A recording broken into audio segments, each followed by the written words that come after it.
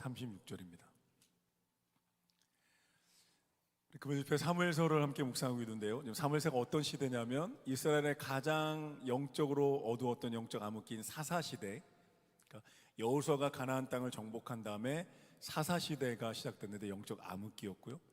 그 암흑기에서 이제 다윗의 왕조 시대로 예배하는 나라로 하나님의 영광이 임하는 나라로 바뀌기 전에 이 과도기가 사무엘의 시대입니다. 사무엘이 사사시대라는 영적 암흑기를 문을 닫고 새로운 시대를 열었던 인물이 사무엘이라는 사사이며 선지자인데요. 그 과도기의 시대에 지금 사무엘의 이야기가 진행이 됩니다. 우리 2장 27절에서 36절 함께 읽겠습니다. 시작. 하나님의 사람이 엘리에게 와서 그에게 이르되 여호와의 말씀에 너희 조상의 집이 애굽에서 바로의 집에 속하였을 때 내가 그들에게 나타나지 아니하였느냐. 이스라엘 모든 지파 중에서 내가 그를 택하여 내 제사장으로 삼아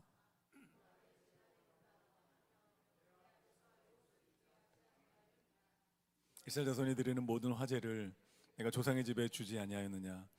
너희는 어찌하여 내가 내 처소에서 명령한 내 제물과 예물을 밟으며 내 아들들을 나보다 더 중히 여겨 내 백성 이스라엘이 드리는 가장 좋은 것으로 너희들을 살찌게 하느냐. 그러므로 이스라엘 하나님 나 여호와가 말하노라. 내가 전에 내 집과 내 조상의 집이 내 앞에 영원히 행하리라 하였으나 이제 나 여호와가 말하노니 결단코 그렇게 하지 아니하리라. 나를 존중히 여기는 자를 내가 존중히 여기고 나를 멸시하는 자를 내가 경멸하리라. 보라, 내가 내 팔과 내 조상의 집 팔을 끊어 내 집에 노인이 하나도 없게 하는 날이 이를지라.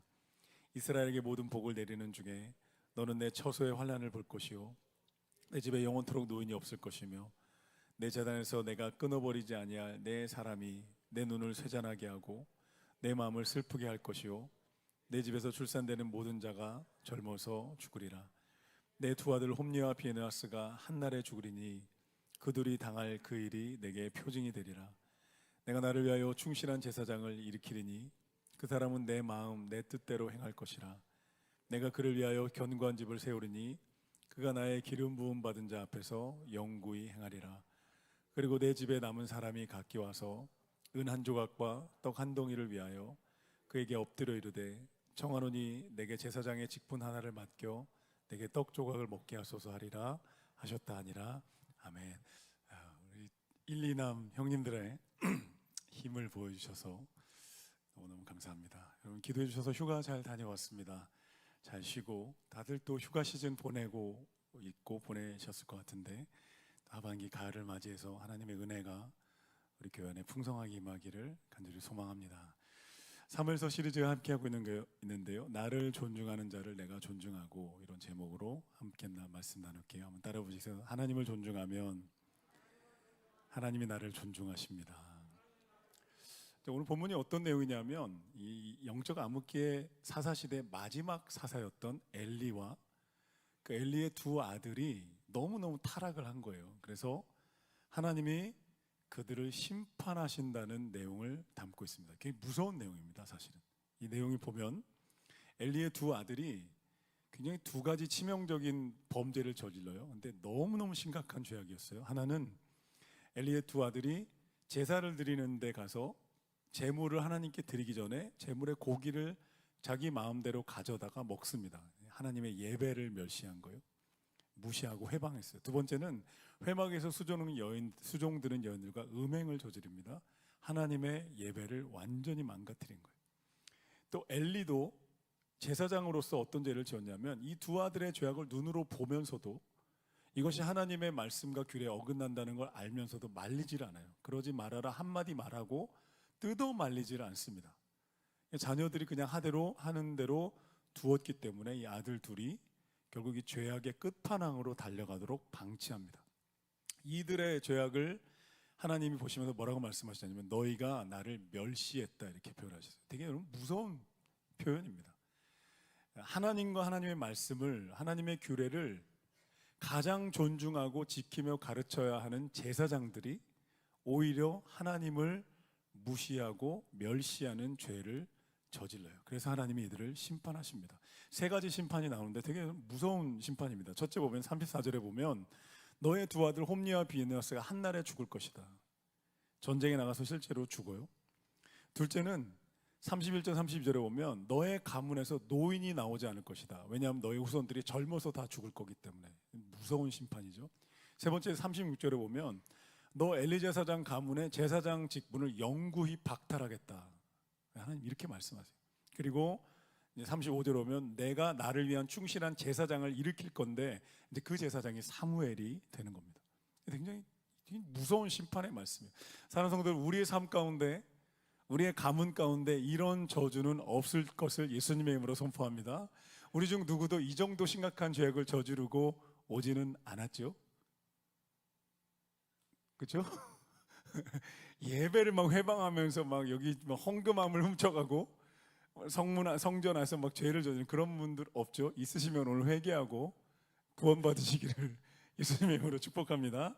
이 정도의 죄를 저지르진 않았죠. 사실 금요일 저녁에 이 무더위를 뚫고 이 밤에 여기 나온 여러분들은 저 여러분 하나님이 상 주시기로 예정하신 사람들입니다. 아멘이십니까? 히브리서 11장 6절에 보면 하나님은 자기를 찾는 자들에게 상 주시는 분이라고 말씀했거든요. 금요일 저녁에 하나님의 임재가 있는, 하나님의 은혜가 있는 이 하나님의 집에 나온 여러분들은 상 받기로 결정된 분들입니다. 빰빠라밤 빰빰빰 빰빠라밤. 옆에 보시면 인사하겠습니다. 상 받기로 결정되셨습니다. 축하드립니다. 아멘. 우리 하나님 그런 분이라는 거예요. 그런데 오늘 본문은 우리에게 분명하게 경고해 주는 메시지가 있는 거죠. 이 장면에서 하나님의 심판은 정말 무서운 것이다. 이 메시지는 분명하게 말씀하고 있는 거예요. 여러분, 하나님이 공의로운 심판의 칼을 드시면 여러분 그 칼 앞에 설 수 있는 인간이 없고 어떤 권력자도 어떤 군대도 어떤 부유한 자도 그 하나님의 공의 앞에 고개를 들 수 없습니다. 지금은 어떤 시대인가? 그 한 인간의 오만함을 하나님이 지금 기다리시는 시간이에요. 집행유예의 기간이기 때문에 인간이 오만함에 두려움을 모르는 거죠. 마지막 때에 하나님이 공의의 날을 칼을 드시고 심판의 문을 여시는 순간에 모든 육체가 그 앞에 무릎 꿇어 굴복하게 될 것이라고 성경은 말씀합니다. 성경에 보면 창세기 6장에 노아의 홍수 때 그런 심판을 보여주셨죠. 하나님이 사랑과 영광을 쏟아부어 창조하신 세상을 물로 심판하셨어요. 그리고 창세기 9장에 가서 하나님이 아파하셨어요. 아파하시면 내가 다시는 물로 심판하지 않겠다 말씀하셨어요. 그리고 나중에 베드로후서 3장의 신약성경 끝에 가보면 옛적에는 물로 심판했지만 이후에는 불로 심판한다고 말씀하셨어요. 사랑하는 성도들, 오늘 이 밤에 상 받기로 예비된 저와 여러분은요, 하나님 나라의 심판을 기다리는 종말 신앙을 가지게 되기를 예수님의 이름으로 축복합니다. 지금 여기가 전부가 아니라는 거예요. 지금 여기가 전부가 아니고 내 인생의 주인이 내 인생을 결산할 날이 온다는 거예요. 역사의 주관자이신 하나님이 역사의 문을 닫으시는 날이 온다는 거예요. 할렐루야. 반드시 온다는 거예요. 무엇을 상상하든 그 이상을 보게 될 것이고, 여러분 우리가 주님의 심판대 앞에 서는 그 날에 착하고 충성된 종이라고 칭찬받을 수 있기를 예수님의 이름으로 축복합니다.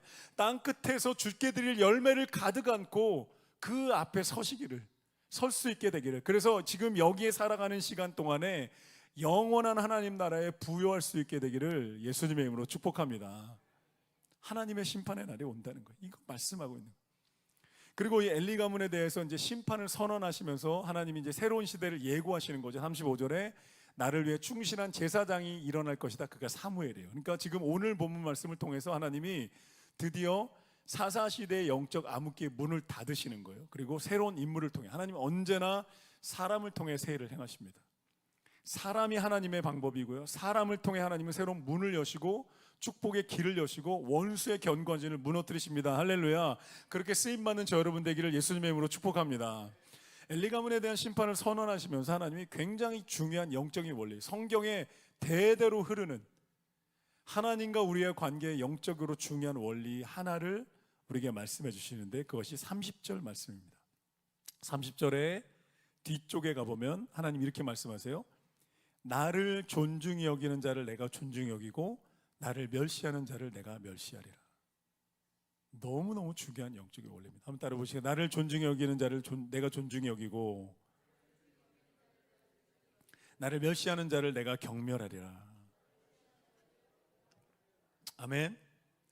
이게 30절의 뒷부분에 나오는 말씀이죠. 얼핏 들으면 되게 무서운 말씀이기도 하고, 와, 하나님이 이렇게까지 무섭나? 이렇게까지 모든 것을 다 결정하시나라고 얼핏 생각할 수 있는 말씀이에요. 얼핏 들으면. 그런데 다시 한번 곰곰이 생각해 보면 너무나도 당연한 말씀인 거예요. 하나님과 우리의 관계가 철저하게 인격적이라는 거예요. 쌍방향적이라는 것입니다. 이 말씀 속에 녹아 들어가 있는, 숨어 있는, 감추어져 있는 선행 메시지가 하나 있는데, 그게 뭐냐면 온 세상을 말씀으로 창조하신 하나님이 저와 여러분을 존중하신다는 거예요. 할렐루야. 하나님이 우리를 하나님의 형상으로 지으셨기 때문에 우리를 미물로 취급하지 않으시고 노예나 막대기 취급하지 않으신다는 거예요. 함부로 대하시지 않는다는 거예요. 세상은 조건과 능력으로 사람을 평가하지만 하나님 우리를 하나님의 형상이라는 그 자체로 사랑받는 자녀로 우리를 존중하고 인격체로 대하고 계신다는 선행 메시지가 있는 거예요. 그리고 하나님 말씀하시는 거예요. 내가 너희를 존중했듯이 너희도 나를 존중해라. 내가 너희를 사랑했듯이 너희도 마음과 뜻과 힘을 다해 나를 사랑해라. 이렇게 말씀하고 계시는 거예요. 인격적이라는 거예요. 쌍방향적이라는 거예요. 이 말씀 안에 두 가지 메시지가 우리가 묵상할 수 있습니다. 두 가지 메시지. 첫째는 하나님은 친밀하고 인격적인 관계를 원하신다는 것입니다. 한번 따라 보시겠어요? 하나님은 인격적인 관계를 원하십니다. 그럼 기독교 신앙은 하나님과의 인격적인 관계입니다. 종교 활동이 아닙니다. 기도를 잘못 배우면 하나님과의 인격적인 교제를 잃어버린 채로 풍요와 축복만을 비는 이교도, 이방신앙, 무당신앙으로 잘못됩니다. 예배에 실패하면 신앙은 종교 활동이 되어버립니다. 하나님과의 만남이 끊어지면 규칙, 활동, 사람, 의식에 몰두하는 신앙이 되어버립니다. 엘리 가문이 무너진 이유는 그들이 율법을 어겼기 때문만이 아니라 그보다 더 중요했던 하나님과의 인격적인 관계를 가볍게 여겼기 때문입니다. 인격적인 관계를.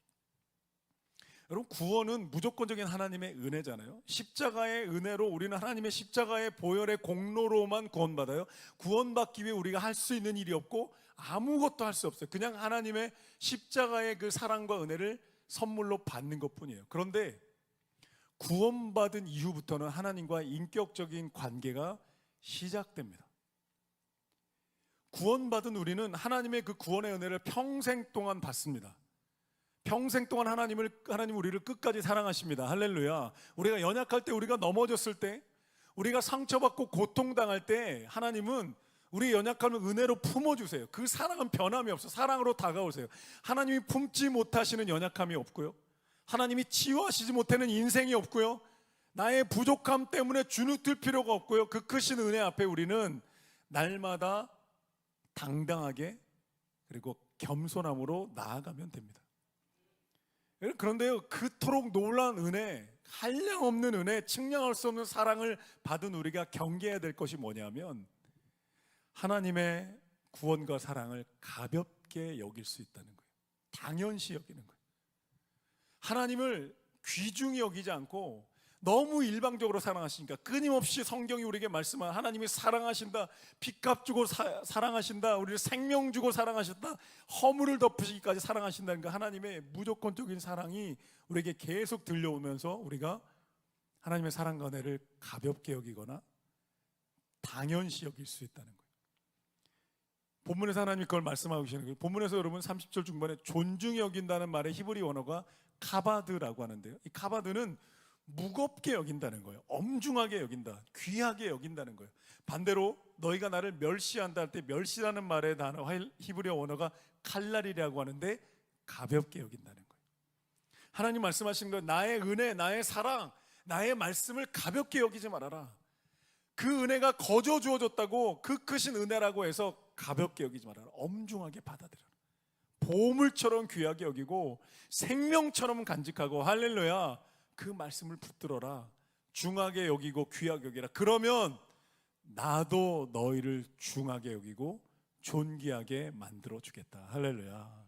이 말씀하고 계십니다. 인격적인 관계 가운데 있다.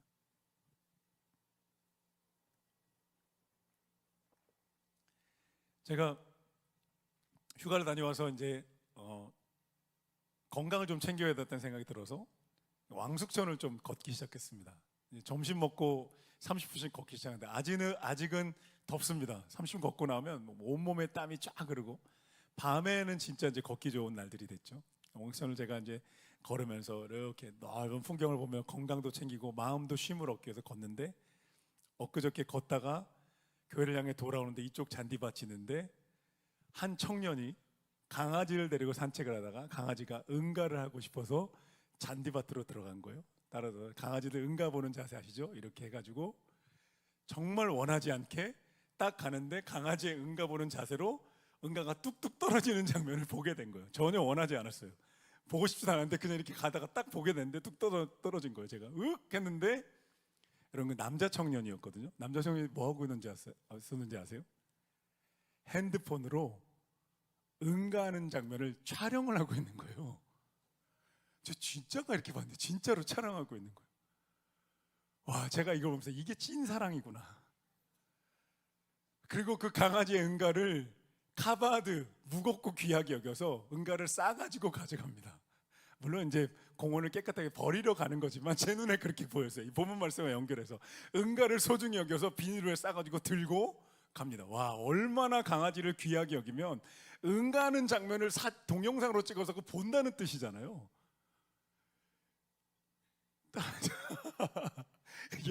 이게 설교랑 어떻게 연결이 좀 어떻게든 연결시켜 보려고. 얼마나 귀중하게 여기면, 여러분, 그 강아지를 상상이 되십니까? 여기 좀 애견가들이 있으시죠? 비슷하죠? 응가하는 모습도 이쁘다. 이렇게 우리 자녀들 그렇잖아요. 자녀 응가하는 거 귀엽고 뭐 이렇게 예쁜 것처럼. 네.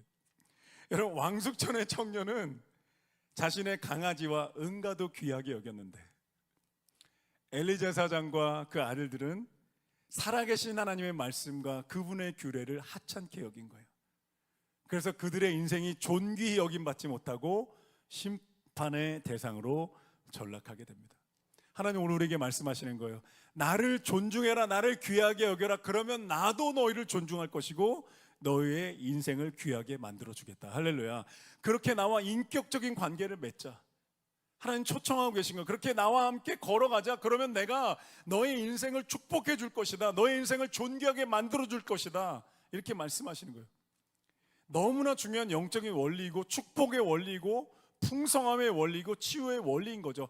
하나님을 소중히 여기고 하나님을 귀하게 여기는 자들을 하나님이 귀하게 여겨주시는 인격적인 주고받는 관계가 만들어진다는 거예요. 여기서 두 번째 메시지가 흘러나오죠. 하나님은 그분의 말씀과 그분의 영광을 귀하게 여기는 사람들을 들어쓰시고 영광스럽게 만들어주십니다. 할렐루야. 하나님의 약속이 들어있는 거예요. 여러분, 세상 사람들은요 능력을 가진 사람을 찾잖아요. 하나님은요 하나님을 사랑하고 순종하는 자들을 찾으십니다. 능력이요 하나님은 얼마든지 주실 수 있어요. 자원이요 하나님이 얼마든지 채워줄 수 있어요. 고난이요 하나님이 얼마든지 넘어서게 하실 수 있어요. 여러분, 우리의 인생을 존귀하게 만드는 방법은 능력도 아니고 소유도 아니고 스펙도 아닙니다. 하나님을 존귀하게 여기는 거예요. 하나님을 존경하는 거예요. 하나님을 내 인생의 최고로 모시고 높이는 거예요. 내가 하는 모든 선택과 내가 하는 모든 결정과 내가 가진 모든 재산과 시간과 은사와 능력을 하나님의 영광을 위해 쓰기로 결정할 때 하나님이 바라보시는 거예요. 너가 나를 귀히 여겼으니 나도 너를 보물처럼 귀히 여길 것이고, 너가 나를 소중히 여겼으니 나도 너의 인생을 소중히 여겨 영광스럽게 만들어주겠다. 이게 인격적인 관계예요. 모든 관계가 그런 거 아닌가요? 모든 인격적인 관계는 다 그렇죠. 나를 귀하게 여기는 사람 나도 귀하게 여기는 거예요. 나를 하찮게 여기면 나도 하찮게 여기잖아요. 돌아서잖아요. 그게 모든 인격적인 관계입니다. 내 인생에 하나님을 최고로 모시기 시작할 때 하나님도 내 인생을 최고로 세워주시는 영광에서 영광으로 일어나는 일들이 우리 삶 가운데 일어나게 되는 줄로 믿습니다. 대표적인 인물이 다윗이죠. 사도행전 13장에 보면 하나님이 다윗을 향해서 내 마음에 합한 사람이라고 말씀하셨어요. 영어로 보면 A man who is after my heart. Okay? You understand? A man who is after my heart. 이게 무슨 얘기냐면 내 after my heart, 하나님의 심장 뒤에 서 있는 사람이라는 뜻이에요. 직역하면. 이게 무슨 얘기예요? 하나님이 보면서 슬프다 할 때 하나님이 튀어나와서 하나님 저도 슬퍼요. 저거 보니까 기쁘다. 하나님 저도 기뻐요. 저 교회 누가 세워? 하나님 제가 세울게요. 저 영혼 누가 구원할까? 하나님 제가 갈게요. 하나님 저 가난한 이들 어떻게 하나님 제가 달려갈게요. 세네갈 교회, 캄보디아, 태국의 교회 누가 세울까? 하나님 제가 세울게요. 하나님의 심장이 뛰는 순간에 달려나가는 사람, 다윗이 그런 사람이었다는 거예요. 그래서 하나님이 다윗을 어떻게 축복해요? 하나님 마음 뒤편에 있다가 튀어나와 하나님을 따라가고 사랑했고 순종했던 다윗, 하나님이 목동, 하찮은 목동에서 하나님 다윗을 이스라엘의 영광스러운 주권자로 세우셨어요. 할렐루야. 다윗의 이름이 높아졌죠. 지금도 이스라엘 나라에 다윗이 없습니다. 다윗 같은 인물이 없습니다. 메시아 왕국의 상징이 되었고, 예수님이 탄생하셨을 때 마태복음 1장에 뭐라 그래요? 아브라함과 다윗의 자손 예수 그리스도의 세계라, 이렇게 말합니다. 다윗이 하나님의 말씀을 위해서 자신의 목숨을 내어주기까지 순종하신 분은 예수님이잖아요. 하늘 영광 버리고 이미 한 단계 내려오셨죠. 거기서 팔레스타인의 몫으로 가난하게 사셨죠. 거기서 또 십자가의 수치와 모욕을 하나님의 뜻을 이루기 위해 당하셨어요. 순종하셨어요. 이 땅에서 가장 가난한 모습으로 살다가 가장 비참한 모습으로 십자가에서 희생하며 순종하며 죽으셨어요. 그래서 빌립보서 2장 4절에 하나님 이렇게 말씀하셨어요. 종의 모습이 되어 죽기까지 복종하신 예수의 이름을 하나님이 지극히 높으셨고 모든 이름에 뛰어난 이름이 되게 하셨고 하늘에 있는 자들과 땅에 있는 자들과 땅 아래 있는 자들의 모든 무릎을 예수 이름 앞에 꿇게 하셨고 모든 입으로 예수를 주라 시인하게 하셨느니라. 할렐루야. 하나님의 이름을 위해 목숨을 드린 그분을 하나님이 가장 존귀한 자리에 높이셨다는 거예요. 이것이 하나님과 우리의 인격적인 관계의 원리입니다. 사실 그냥 인간관계의 원리이기도 하죠. 그냥 제가 데일 카네기의 인간관계, 데일 카네기는 미국의 처세술, 인간관계의 그런 성공학의 아버지라고 불리는 데일 카네기의 인간관계론 책을 읽은 다음에 제가 그걸 한 문장으로 요약했어요. 노트에다 적었어요. 그 데일 카네기 인간관계 모든 것의 한 문장 제가 요약한 게 뭐였냐면 상대방의 자존심을 세워주어라. 내가 그의 자존심을 세워주면 그도 나의 자존심을 세워주면서 서로 그것이 서로 존귀하게 되는 관계가 되는 것처럼 하나님과 인격적인 관계도 마찬가지예요. 여러분 헷갈리시면 안 돼요. 구원은 전적인 은혜입니다. 구원은 십자가의 보혈로 우리가 행할 수 있는 게 아무것도 없고 전적인 하나님의 은혜입니다. 그런데 구원받은 우리는 그때부터 하나님과 동행하는 삶을 살아가는데 하나님을 존귀 여기는 자를 하나님이 존귀 여기기 시작한다. 제가 지난 목요일에 우리 선교위원장이신 박영환 장로님과 세네갈에서 선교하시는 최재훈 선교사님을 만났어요. 우리 교회에서 2개의 교회를 건축한 선교사님입니다. 만나서 얘기했는데 세네갈에 갔는데 그 동네들을 전도하며 다니다 보니까 사람들이 모이기 시작했고 교회가 필요하더라는 거예요. 그래서 건축해줄 교회가 없을까? 인터넷 구글을 검색하면서 성전을 건축하는 선교하는 교회를 찾으니까 베델교회가 떴고 연락을 해서 우리 교회가 2개의 교회를 세웠어요. 선교사님 말씀에 그 이후로도 30개의 교회를 세웠대요. 교회들이 연결시켜 주시고 하나님 찾아다니면서 30개의 교회를 세웠고 30개의 마을에 교회가 세워졌고 그 교회들마다 성도들이 모이시고 지금 한 2,000명의 성도들이 모이고 있고 세네갈이라는 이슬람이 95%인 나라에서 일어날 수 없는 일인데 근데 이 선교사님은 어떤 분인지 아세요? 가가지고 1년인가 2년 지났을 때 갓난 아기가 풍토병인가요? 다른 병 때문에 장애가 와서 1급 장애 판정을 받은 거예요. 아이가 혼자 말도 못하고 혼자 걸을 수도 없는 상태가 됐어요. 사모님이 그 아이를 데리고 한국에 나오셨어요. 선교관들을 전전하면서 지내기 시작했고 선교사님은 딸을 데리고 세네갈에서 선교 사역을 하셨어요. 그렇게 15년을 떨어져 지냈어요. 선교사님 사모님 지금도 한 교회에서 제공한 선교관에서 그 아이의 제어를 하면서 아이는 아직도 잘 못 걷고 말을 잘 못해. 아이를 돌보고 있는데 선교사님은 딸과 함께 이 사역을 얼마나 눈물로 기도했을까요? 2분이 제가 막 얘기 나누는데 막 뭉클뭉클하고 막 존경하는 마음이 솟아오는 거 얼마나 눈물로 기도했을까. 가족이 떨어져 지내는데 아픈 아이는 한국에서 사모가 돌보고 있고 여기서 혼자 사역을 감당해서 하나님 앞에 얼마나 자신의 아이를 위해 기도하고 여기 있는 딸을 길렀을까요? 그리고 작년에 그 딸이 미국에 있는 대학교에 선교사 자녀 장학금을 받고 학교에 그냥 거저 들어갔어요. 후원하는 교회가 메인 후원 파송 교회가 후원을 끊었어요 작년에.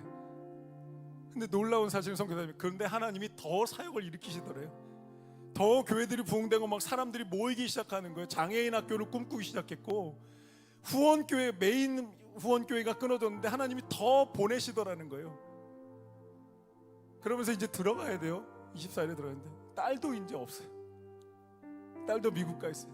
사모님은 아기 데리고 한국에 나 혼자 들어가야 돼요. 선교사님 괜찮으세요? 제가 물어서 선교사님 혼자 사역하시면 괜찮으세요? 일단 들어가면 너무 많은 사역이 나를 기다렸기 때문에 정신없이 사역합니다. 근데 여러분, 그 대답이 초면인 저에게 그 속마음이 다 나왔을까요? 얼마나 혼자 울며 기도했을까? 제가 상상이 돼. 제가 그냥 목회자로서 그냥 한 인생으로서 여러분, 그 인생을 얼마나 눈물을 흘리며 기도했을까? 혼자서. 그런데 그래서 딱 7년 두 텀 14년을 마치고 기도했던 하나님, 우리 아이도 아프고 딸도 미국 보냈으니까 저 이제 한국 나오고 싶습니다.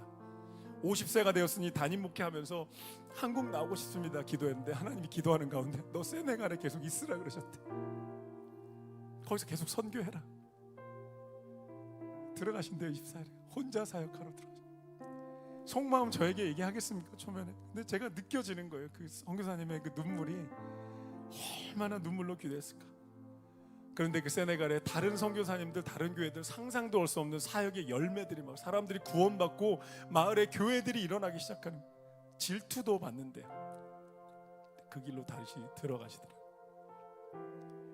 여러분, 하나님은요, 하나님을 존중히 여기는 사람, 하나님의 말씀과 그분의 복음을 엄중하게 귀하게 여기며 전파하는 사람들을 여러분 들어 쓰시고 순종하는 사람을 영광스럽게 하시는 줄로 믿습니다.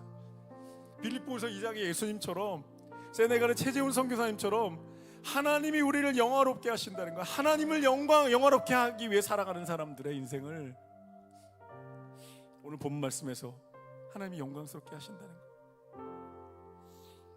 하나님 우리를 영광스럽게 하신다는 말은 세상적인 성공을 말하는 것이 아닙니다. 고난 중에도 하나님의 뜻을 드러내는, 고난 중에도 나를 통해 하나님의 은혜가 흘러나가는, 눈물 가운데도 나를 통해 사람들이 구원받고 하나님의 영광이 드러나는 이들을 보게 하신다는 거예요. 할렐루야, 할렐루야. 오늘 본 말씀은 하나님 우리에게 도전하십니다. 내가 너희를 목숨 바쳐 사랑했으니, 십자가에 목숨 바쳐 사랑했으니 너희도 나를 목숨 바쳐 사랑해라. 내가 너희를 나의 형상으로 지어서 존귀하게 여겼으니 너희도 나를 존귀하게 여겨라. 그러면 내가 너의 인생을 영광스럽게 만들어주겠다. 내가 너의 인생을 사람들이 바라보며 칭찬하는 인생으로 만들어주겠다. 부끄럽지 않은 인생으로 내가 너를 통해 나의 영광을 세상에 드러내겠다. 그러면 너의 마음을 넘어뜨리는 것들이 사라질 것이고, 너의 마음에 나의 평안이, 예수의 평안이 임할 것이고, 나의 성령이 너에게 임해서 너를 통해 놀라운 일이 이루어질 것이다. 할렐루야. 하나님을 귀하게 여기고 하나님의 말씀을 소중히 여기고 그 십자가의 복음을 마음에 품고 함께 걸어가는 우리 모든 베델의 가족 되시기를 예수님의 이름으로 축복합니다. 함께 찬양하겠습니다.